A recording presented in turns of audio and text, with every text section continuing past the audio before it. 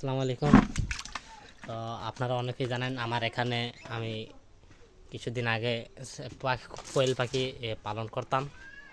তো কিছু সমস্যার কারণে আমার পাখিগুলো সব মারা যান, কারণ এদিক থেকে আমার কোয়েল পাখির ফার্মে চুরি হয়েছিল, এদিক থেকে নেট কেটে। তো এখন পাখি সব মারা গেছে, তাই চিন্তা করতেছি আবার এটাতে পাখি নয় আর ছাগল তুলবো। তাই বাজার থেকে চুন এনেছি ঘরটাকে পরিষ্কার করার জন্য। চুন দিয়ে ঘরটাকে ভালোভাবে স্প্রে করে নিচ্ছি। তারপরে এখানে কিছু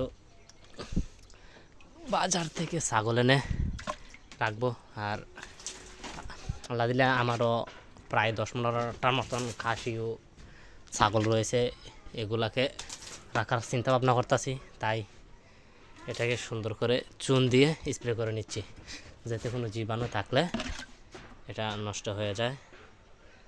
তো আপনারা যারা একটা থেকে আরেকটা ফার্ম করার জন্য ইচ্ছুক, তারা অবশ্যই ঘরটাকে ভালোভাবে চুন অথবা কোনো জীবাণুনাশক ওষুধ দিয়ে ভালোভাবে ধুয়ে মুছে নেবেন, কারণ না হলে যেটাই করেন ভাইরাস থাকলে আপনি সমস্যা অনেক বড় ক্ষতি হয়ে যেতে পারে।